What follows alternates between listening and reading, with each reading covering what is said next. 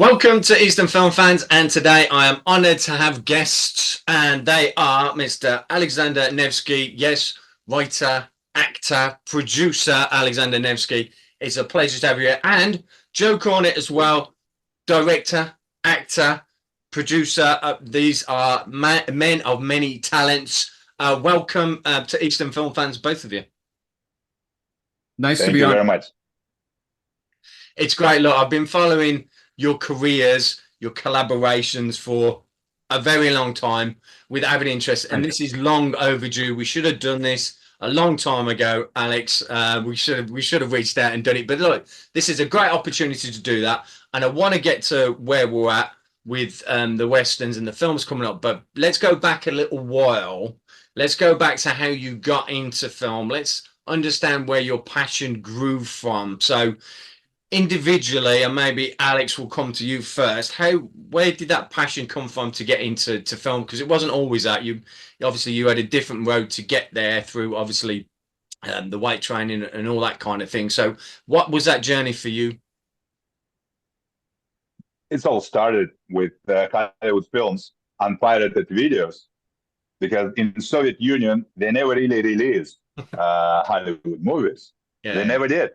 And thanks to Michael Gorbachev, when we got Perestroika, like in the end of 80s, suddenly we started to watch these movies. Suddenly they appeared, like the first signs of capitalism, right? On every corner, they started to sell video cassettes with pirated Hollywood films. And actually, not only Hollywood films, also movies from Hong Kong, movies from United Kingdom.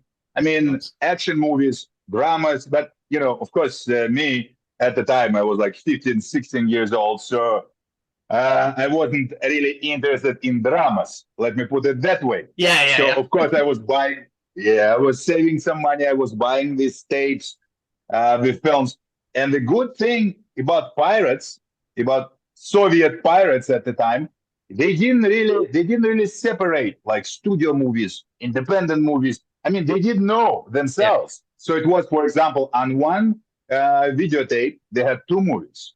One was, Arnold Schwarzenegger Red Heat, like a big budget movie. And the other movie was like Don the Dragon Wilson's Blood Feast. And that was all on one video. And we, of course, watched both. Yes, both of us. And for us, they were all on the same level. And talking about Dragon, I made two movies with Dragon. I know. We'll come on to that in a bit. We'll talk about the Dragon in a bit. Of course. But that was my first introduction to Hollywood movies, to Hollywood action movies. In 1993, in 1993, when I suddenly became like a first official bodybuilding star in Russia, because not only Hollywood movies were banned in Russia, bodybuilding was illegal at the country. It was illegal because of Arnold, and I had an opportunity to tell him so, and Stallone. I mean, they killed so many Russians in their movies at the time, like Commando and Rambo 2, Rambo 3 especially, right? That was a reason for Soviet government just to completely ban bodybuilding as well. But of course, it's all changed. And in 1993, Russian TV produced like a first documentary about bodybuilding, kind of like Russian version of Pumping Iron. And I was the main star because I was already 20 years old. I was graduating from Moscow State University of Management. I had a good story. I was a skinny kid. I started to train. I was getting education. And that's basically what made me started. And I got on TV. I started to promote bodybuilding and fitness and healthy lifestyle. And in 1999, I decided to move to the United States for the first time. And just I went to the UCLA and studied English. Still have some problems with that between me and you, but it's okay. I studied acting at Lee Strasberg Theater Institute, but I was really interested in producing. And it's basically what got me here. And in 2003, I produced and starred in my first like real starring vehicle, Moscow Heat. Two great British actors, Michael York and Adrian Paul. I mean, that was an amazing movie. It became successful all around the world, and that's how I started. And I'm really glad that it all basically ended up with Western genre and with Mr. Joe Cornet. So let's just give opportunity to him to talk a little bit. Well, and I will do, but I think let's just take in that for a moment. You started from pirate videos that you were watching as a kid in Russia over there. As a kid, I was doing exactly the same thing to see Bruce Lee movies because I couldn't see them because we weren't allowed them as a kid and stuff, to get hold of them, to see the nunchuck scenes because they cut them, to see all that. I was watching it on pirate video, so that's kind of, it's the same kind of thing. We were doing anything in opposite ends of the globe because we weren't allowed to get and see the videos that we wanted to see and stuff. So it's pretty amazing when you think about it. Joe, let's come on to you because obviously director primarily, I know actor, producer, etc. and stuff, but what was your passion? What drove you into the cinematic, obviously, lifestyle and what you're doing today? Well, I've had several other lives and careers prior to pursuing this. Yeah. And I came into this game probably with a serious intent on it at least 10 years ago. And prior to that, I had been in a number of other completely unrelated businesses. The last one being commercial real estate, which thank God I got out of that. Just well done, Joe. Thank you. Right around 2010, just barely. Yeah. But I had always had this thing for this type of pursuit, going back to when I was 12, 13 years old, even younger. And of course, we didn't have to worry about pirated movies here because everything was available. My dad would drive me into Hollywood and we'd go see movies in the Cinerama Dome, yeah, nice. you know, on the weekends, whatever. So I was exposed to it very early on. And as far as the Western genre goes, I was a big fan of Westerns when I was a kid, of course. What American boy isn't? And what happened was I had never seen the Sergio Leone movies until they were broadcast on television. And A Fistful of Dollars came on when I was probably about 13 years of age. And I watched it. I knew about it. I knew the music from it, but I had never seen the movie.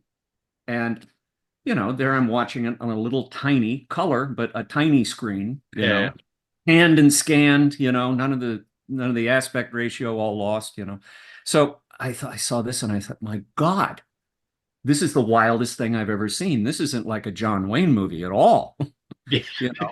True. And the hero is an anti-hero and not really a good guy himself. And then for some reason they started showing all of these movies on TV on a regular basis. And then it planted something within me that, my God, if I could make something not completely like this, but if I could make something as much fun as this. Yeah. And, you know, I had intended to go into this business very early on, probably when I was about 19 or 20. It didn't happen that way. That story is an even longer one, but all things happen for a reason. And I'm glad I got into it at the time I got into this, because I don't think I would have handled it as well and responsibly because I had a lot of years of experience in doing other things in business. I think that prepared my brain a little bit better for the discipline that you need. Yeah, and a certain maturity. I mean, you've got all that, you know, lifelong experience that you bring to it. Some people don't, and look, it works for each other and stuff, but you can bring that, and you can bring that, you know, that real passion and drive, because not everybody makes it they want to do. If you want to do it, you're driven. There is a driver behind it, and everybody I speak to, there's some kind of, they're driven to do it, because you don't get there just by luck. There has to be there's motivation to get there. You know, you're not going to get a free pass in this game. You have to be doing something, and you're doing it right. So on that note, what brought you two together? Because, you know, we'll talk about the collaborations, but how did you two meet? How did that come about? No, that's very interesting. If I may take this, Alex. We each have a mutual friend named Sean Murray. Now, Sean Murray is a great composer. He's been composing for several decades now. He's great. His father was the great Don Murray, the actor Don Murray, who appeared in his last movie, was my movie, Promise, wow, which came out a couple of years back. Anyway, so Sean was great friends with me. He was great friends with Alexander. Sean had just scored my movie Promise. And he approached me and he said, I've got this guy that I think you should meet. I think you two would hit it off. And I said, okay. And he told me it's Alexander Nevsky. And I said, well, I know him. I don't know him, but I know who he is. Mm. And I had seen quite a number of Alex's movies. And I thought, well, this is going to be an interesting meetup. And I remember watching as many of Alex's movies again before I met with him. And I definitely have certain favorites. So the three of us met over at a place called the Grand Havana Room, which is this big cigar lounge, which Alex is a member of in Beverly Hills. And I'm driving over there with Sean. And I said, you know, I just have a question. How tall is this guy? He says, oh, you'll love him. He's like 6'6", 200. I don't know what you weighed at the time, but you were a big boy. Big, yeah. And I thought, this is going to be an interesting physical combination. And I'm not a tiny guy. I just, you know, Alex is big. Yeah. And anyway, we met, we hit it off. And very soon we started to just meet on a regular basis and discuss something. One thing or another, can we do something? I wanted to work with him, and we kicked around a couple of different ideas, and he knew that I did Westerns. I pitched an idea I had for a Western, and then he took that and turned it into like something really sensational. And he said, can we make this into a screenplay? We brought Craig Hammond, who's our crack screenwriter, on board for this one. He bashed out a fantastic screenplay in a few weeks, and the rest is history. And here we are making Westerns together. Well, that's it. I mean, you preempted my other question and Alex's stuff. Obviously, what the driver was for the Western, because all of a sudden that was slightly different, especially for you, Alex. If you think about it, what you'd done before, Western was, you know, a left field, not entirely, because the cast you got and you got the action there, but it was a different way for you to go from what you'd done before. Was that a conscious decision? As you say, Joe said you had a conversation. So how did that kind of come about? Because it was an interesting move for you specifically. Phil, it's an interesting story, because Sean Murray, our great friend and great composer Sean Murray, who introduced us.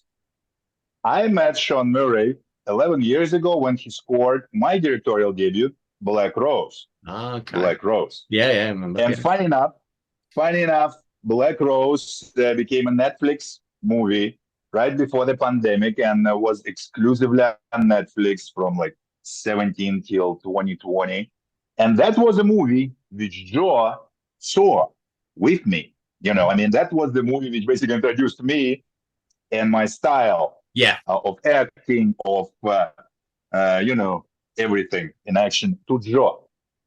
And when Sean, now my part of the story, right? When Sean told me, that he really wanted to introduce me to his great friend who's making great Westerns. And Sean also mentioned that because he knows me. Sean knows me well. And after Black Rose, he scored Showdown in Manila. He scored Maximum Impact. He basically worked on every movie with me, Sean Murray, because he's an amazing composer. And he knows what I'm doing. And he knows me for many years. And that's what he told me. He told me I should meet with Joe and I should think about doing a Western in general. Right away, I told him, Sean, look at me. And I remember it was right after the pandemic. It was just over. It was end of 2020, I think. Yeah. I said, look at me. I mean, big guy, big muscular guy with strong accent. I mean, how can you imagine me in a Western? And he told me, don't worry about it. Just let me introduce you to Joe and just talk to Joe about it. And of course we met. And first of all, we hit off on a personal level because Joe, he's an amazing guy. And he's a cowboy in his real life. And he's a real businessman. So he understands and respects money. And also he's a great shooter. He can shoot very well. It's not just his Sheriff Kelly who shoots the gun very well in movies. It's him in person. And he writes great. He's an amazing guy. Very well educated. And, for me, important thing was he understood my broken English right away. He did. Yeah. Thank you. Even some of my jokes and all of that. Yeah. But I think the secret to what we were doing after that was, Phil, if we talk seriously for the second, film business, independent film business. Yeah. And of course, the director is the guy who's like a real captain.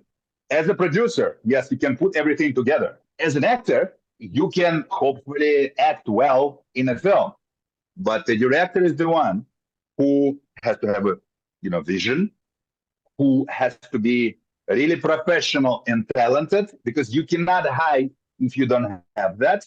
Mm-hmm. Also, director has to be positive. Director has to be the fighter, especially, in the sense of, because independent film is a constant fight. You know that. Yeah. And not only when you put it together, not only when you really trying to shoot it and finish it, also when you promote it, when you sell it, it's endless challenge. fight. Yeah. Exactly. Endless challenge. And I've worked with a lot of directors, including studio directors. My first movie was with Walter Hill, who I really like, Undisputed, with Great Wesley Snipes. I worked with Sofia Coppola. I worked with Andrei Bartkowiak, who made a lot of great action films in 2000s, 2010. Joe, for his credit, he is the best one I ever worked with. And I'm saying it and I'm repeating it, not because he's my friend. He is my friend. And I love him. He's a great guy, on a personal level. But as a director, and I'm making movies for 22 years now, as an actor and as a producer. As a director, Joe he will organize it and he will shoot it the way you will also have fun. Phil, you will have fun. It will not be torture. Yes, it will be. It will be a war. So it will be the fight. But it will be fun. Yeah, it will be fun. Yeah, and we should credit him for one more thing, because I think for you and for your audience, it's especially important, because you saw our westerns. What we're doing, we combine Western and an action and an action stars, and a martial arts, and all of that together. And Joe was able. There you go. That's a Gunfight. That's our first one. Exactly. Thank you very much. And thank you. You sold it. Thanks. But trust me. Right now, taken from Rio Bravo, the sequel, which you watched right now, it's exclusively on NBC Universal Zumo in the States. But in the United Kingdom, it's already Prime Video movie. It's on Prime Video, free subscription. It's on Sky. It's available everywhere. And all the links will be down below. All the links will be down below in this, and that's it and stuff. Coming to that, and what we talked about was a conscious decision, because it is, like I say, it's not just a Western, because all of a sudden, like I say, you got this big guy, all of a sudden you've introduced, across the films, obviously, Matthias Hughes is in there, Oliver Gunner's in there, Cynthia Rothrock's in there, which, thank you for letting her do the signature scorpion kick. That was awesome, in taken from Rio Bravo. Go and watch it on Amazon now. You can see her do her stuff. It was great, but it was a conscious decision to bring that kind of action to it. I like that. I know Oliver Gunner did it way back with Savat back in the day, I think it was, for Isaac Florentine, which I thought was a great concept, and I've never seen it again. So you guys have done it, but I thought it was a great idea to bring those guys in, and obviously Don the Dragon Wilson as well. We get to see him a punch and a kick. But, was it a conscious decision to bring that action in and just to mix it up a little bit from the Western? Joe, please take over from here, because that was also your ideas and your decisions, please. Yeah. Well, I think what we decided to do when we decided to mash up these two distinctive styles. Yeah. And I won't say it's never been done. Obviously, it's been done. It's been done in, as far back as maybe to a certain degree, Red Sun, which Charles Bronson, but you know, you have had action heroes before in Westerns, but not quite like this. No. I think what we concocted here is truly unique, and taken from Rio Bravo just amps it up to a whole nother level. Yeah. You know, especially with Cynthia. Yeah. And you know, the way we present her in the film in the very opening, I won't spoil it, but she's presented in a way that she hasn't really been presented before, and then we get into the whole kick. Yeah, I don't know. I said, look, I know the fans, and I know I'm feeding off that because Eastern film fans will know that, and they'll lap it up and they love it and stuff. But you've also got a great story, a great Western. You've pivoted on, you know, somebody from the past that you based it on in the stories, and you've taken that and made a it real guy. Yeah, exactly, a real guy. Because when I first read it, I was like, wow, this is great. And then all of a sudden it was like, well, I want to see Taken from Rio Bravo because I want to see more adventures of this. I want to see what this guy was doing. I want to understand it. And you get all that at the end of the films and stuff. So people get it, watch it, because at the end it tells you about that, and it's really good. But I like, and you're right, not many people do that. The concept of it and what you've done is unique to that extent, but it is literally like boom, boom, boom, action, action, action. That's what we want from action films. That's what we love. That's what we pay to see and stuff. Great. You know, we love to see Cynthia doing something different and being dramatic and stuff. But at the end of the day, we all love it when she kicks somebody. You know, that's just the way. Same with Alex. It's great and stuff, but it's when he's shooting someone, when he's hitting someone, we want to see the action. We want to see the big man hit people. I want to see, you know, that's what gives us the goosebumps to bring something good. And you bring it every time with both of those films, Gunfight and Taken, which is fantastic. And like I say, I love what you're doing, and I love the way you mix it up with genre and bringing something different to what is, you know, like I say, not saying it's easy just to do a Western. Of course it is. It isn't. But to mix it up like that and to do it as good as you've done is, you know, kudos to both of you to coming up with it, because it was fantastic. Well, we had some great help with our fight and stunt coordinator, Art Camacho. Yeah. I did notice. He actually has a part in this. Yes, I saw him. I was there with the knife fight, and I was like, go on out. I mean, no, go on, Alex. Don't. I was, no, it was fantastic. It was good to see him on screen as well. Yeah, it's fantastic. Yeah. Camacho is amazing. Yeah. He's just amazing. But if we go back to the film business just for a second, let me tell you, and let me repeat one thing which I told you before we start our show. So any movie, studio movie, independent movie especially, it's a long journey. Yeah. And what me and Joe are doing, we're really trying to bring more positivity into the world, especially now, because for some strange reasons, right now, there's so much of the negativity around everywhere on both sides of the ocean, and so much of the tragedy and all of that.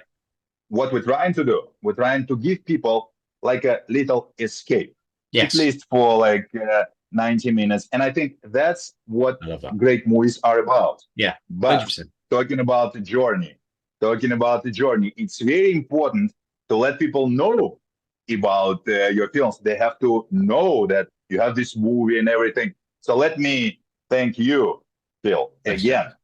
Let me thank you on my behalf, on behalf of Joe, and on behalf of all the independent filmmakers who you're supporting, because, you know, you're doing an amazing job. And Eastern Film Fans, great publication. And me, actually, I'm a biggest fan of Eastern Film Fans. Let me say that. You're too kind, Alex. You're too kind. Stop it. You're making me blush. It's true. You know, we do our bit.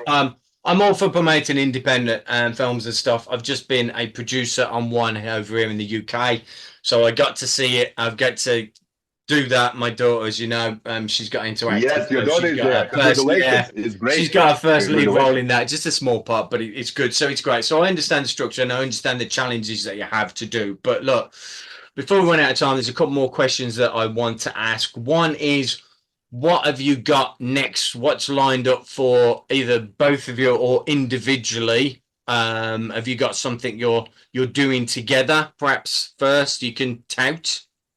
Oh boy, we do. We do. Joe, please talk about that. Please talk about your book Yes, have to and talk I had a about your book. Please, book. promote it at the same. You can hold it at the same time and tell us about the club, or whatever. Yeah, go on. Exactly. Please, Joe. Please start. I'm gonna start. I will continue. Yeah. I'll lead into this and let Alex take it in a second. So we started a film in June. That is, now you think this one is outrageous and wild, taken from Rio Bravo. Wait till you see this. Oh, I can't wait. You got me. You got me hooked already. I don't want to reveal too much, but it is another Western. It's set in a later period of the West, perhaps the fading period of the West after the turn of the 20th century. And if you could imagine elements of Japanese culture meets West, that's basically what this film is. Okay. And we're right in the middle of the production right now. And it's called The Wide West. And let me just say, it's going to be the wildest ride you will ever see. We've got some amazing actors in it again, but we've also got kind of a little twist on it. Alex, do you want to do a reveal on that? Oh yeah, and actually, Phil, you wrote about that film. I already told you. You told me a snippet. It's on there. So, yes, I'll link it below. It's kind of like American-Japanese co-production, and Joe is doing a great job as directing and co-star again. And I'm in the movie, and great American actors are in the movie, and actors from Canada, Nick Bailey, beautiful Tatiana Neva, Kerry Goodwin, great cast. But we also have like the biggest and most popular sumo champions in the film. One of them is Hiroki, who just was in John Wick 4 and who's on Netflix now in the Sanctuary TV show. And Ichiko, who won Emperor's Cup, and they're like gods in Japan. So Joe, absolutely right. Just wait for that wide ride. It's about time we gave Alex some big guys. They can stand up to him. Right, I'm looking for these are really big guys. Yeah, I know they are. I've seen them. I know. That's the only bad thing. That's the only bad thing, Phil, because they're bigger than me. I know exactly. That's what I mean. That'll be an interesting one. Look what they gave me as a gift. I mean, just for me to remember. I mean, it's But Joe, please. I got one too. See, Joe, please. Yeah. Okay. Yes. I feel left out now. All right. Enough. Joe, tell us about your book, mate. Tell us about your book. I was fortunate enough to get my book published by Henry Gray Publishing. Cool. And I just happened to have a proof of the cover of what it will eventually look like. Yay. It's basically a changed up novelized version of my first feature-length screenplay. A lot of changes in it. Yeah. And that's the main body of the book. And then there's 4 or 5 short stories attached to it. Okay. And I was lucky enough, one of the last things that this dear, wonderful man did for me was Don Murray wrote the introduction to the book. Oh, bless. Fantastic. And we lost Don a few months back, which was very sad. And, Don's last film was my movie Promise. Yeah. And here his last really thing he did was the introduction to my book. Anyway, the book is called A Prayer for the Damned and Other Tales of the West. It comes out October the 18th, Henry Gray Publishing. Look for it. Perfect. It'll be in paperback, hardcover, and an audio book eventually. Awesome. We will put it down there. We will link it when it's available as well. And before we run out of time, there's only one question that we have, and we do to all our guests individually. Drum roll, maestro, please. And it is, if you're stuck on a desert island and you can only take 3 films with you, it can be any genre you want. What 3 films do you take? Alex? 3 films? Yeah. For sure, it will be Conan the Destroyer. It's the first movie which I watched with Arnold, and that was the movie which really pushed me into the bodybuilding. Yeah. I will take Goodfellas. I will take Goodfellas because one of those pirated videos I suddenly bought. It wasn't Arnold movie. It was Goodfellas, and that's what actually introduced me to Scorsese and dramas, and moved me kind of from action to that kind of movies. Yeah. And I think the third one, you know, I will try to get Taken from Rio Bravo. Yeah, do it, son. Yeah, exactly. Do it. Yes, and think about more westerns when I get back from that island. You know, that's the thing. Joe, what about you? Go on, Joe. What about you, mate? Okay. Go on. The Good, the Bad, and the Ugly. Lawrence of Arabia. Nice. And Dr. Strangelove. Okay, yeah, nice. Now, look, if we ever do this again, and we should, you can pick 3 different films because I'm going to ask you the same question. And I've had a variety of different answers from a variety of different people across the globe. I've had Chinese directors like Benny Chan saying Jaws, you know, he looks over there. I've had different answers and it doesn't really make any difference. It's just whatever, you know, whatever comes to mind at the time. Look, it's been an absolute pleasure. I wish you all the success with Taken from Rio Bravo and, you know, and everything else that's coming your way. I can't wait to see what you're both doing next. Best of luck with the book, Joe. We'll put all the links down below. And to say thank you very much for me, some film fans, and keep doing what you're doing. It's a pleasure. Thank you. We appreciate it. Thank you very much. Thank you. And if you allow me, I just want to tell your audience, all the action fans, they should look at us. They should look at Joe. They should look at me. They should look at you who just produced your first film. They shouldn't wait. They should push for their dream. And they should just go out and get it. So best of luck to everyone and huge thanks again to you.